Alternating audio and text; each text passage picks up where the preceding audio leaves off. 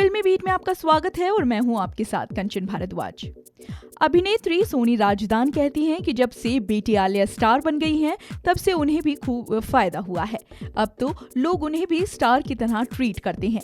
इन दिनों सोनी अपनी रिलीज के लिए तैयार film no fathers in Kashmir के प्रमोशन में जुटी हैं।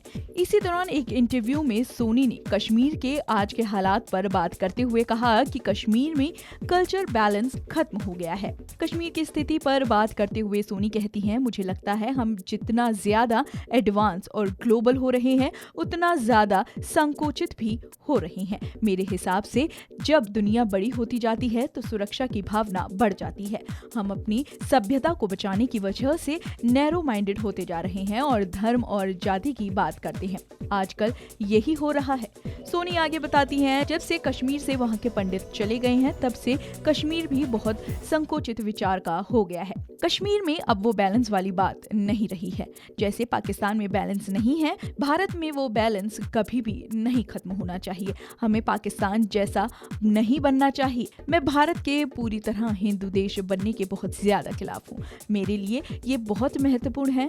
अब देखिए ना, पाकिस्तान में क्या हुआ। वहाँ मिला जुला कल्चर नहीं है, इसीलिए वो बेहतर देश नहीं है। मुझे लगता है दुनिया और देश में एक बैलेंस कल्चर रखने के लिए लोगों को मिलजुल कर रहना चाहिए। ये भारत की खासियत है कि यहाँ सभी धर्म के लोग मिलजुल कर रहते हैं।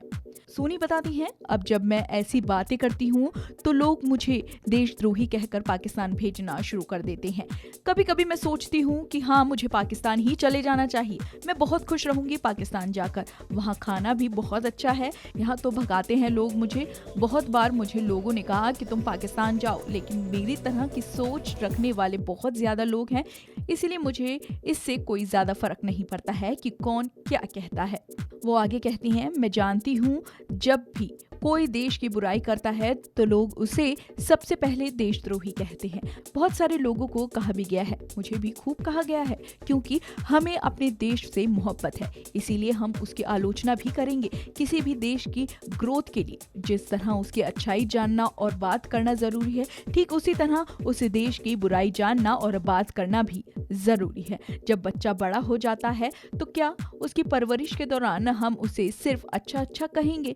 तो कैसे अच्छी परवरिश होगी? बच्चे को हमें बुराई भी तो बतानी होगी ताकि वो उसे दूर कर सके। बच्चे की परवरिश बिल्कुल देश की तरह ही है।